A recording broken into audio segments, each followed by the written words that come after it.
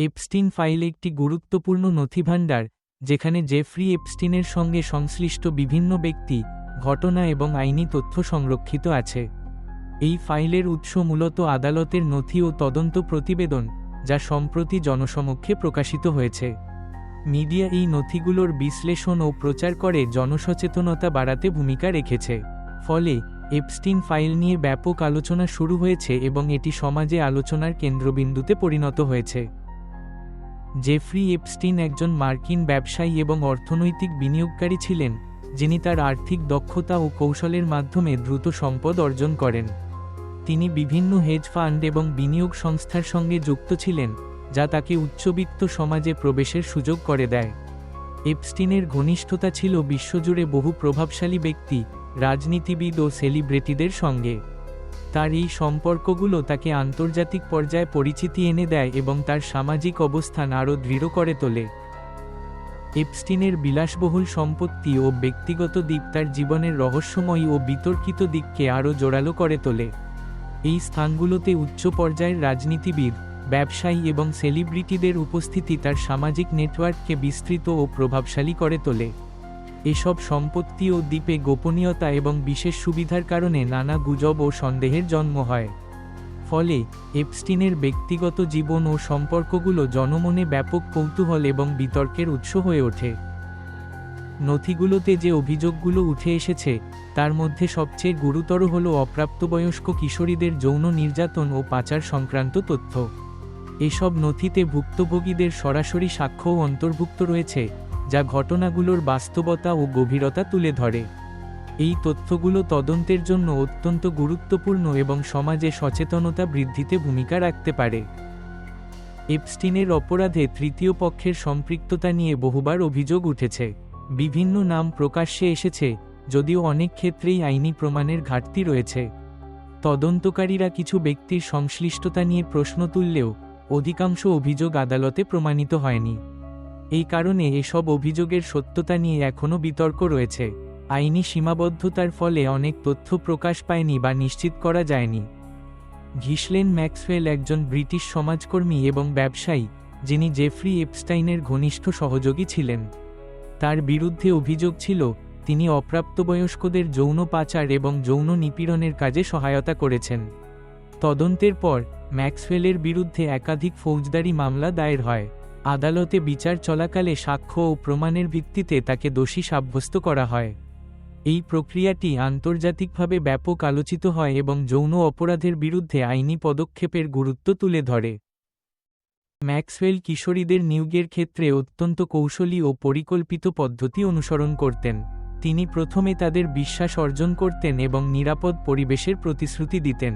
এরপর এপস্টিনের পরিবেশে নিয়ে গিয়ে তাদের উপর মানসিক চাপ সৃষ্টি করতেন, যাতে তারা সহজেই প্রভাবিত হতো।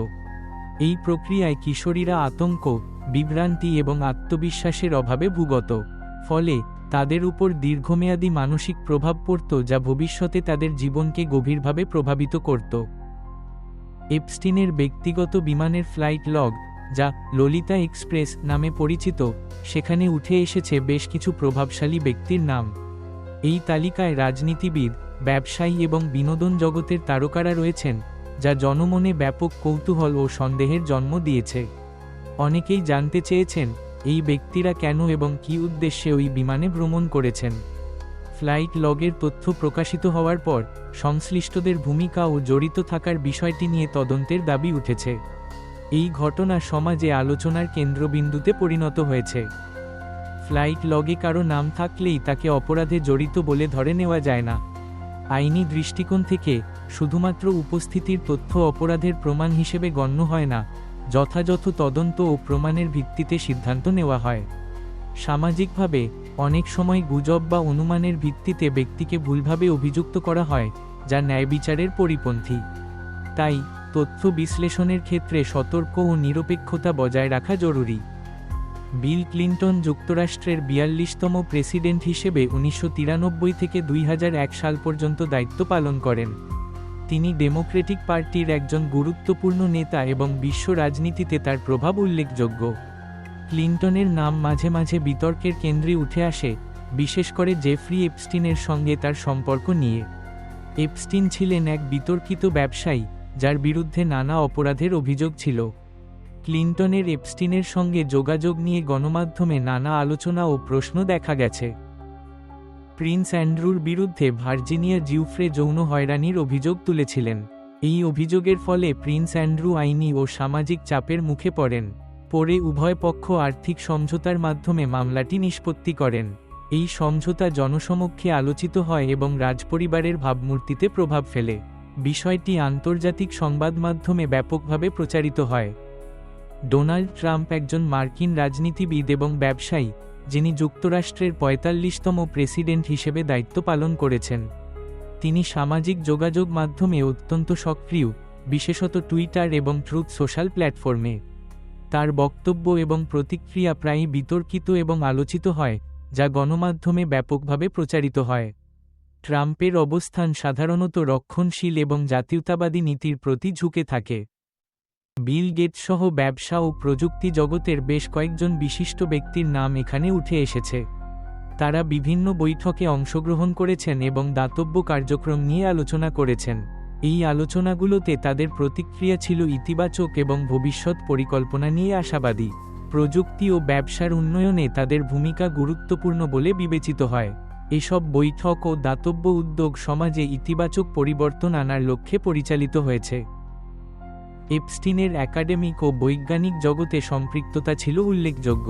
তিনি বিভিন্ন বিশ্ববিদ্যালয় ও গবেষণা প্রতিষ্ঠানে বিপুল পরিমাণ অর্থ দান করেছিলেন, যা অনেক প্রকল্প ও গবেষণার জন্য সহায়ক ছিল। তবে তার এই দানের উৎস এবং উদ্দেশ্য নিয়ে নৈতিক বিতর্ক সৃষ্টি হয়।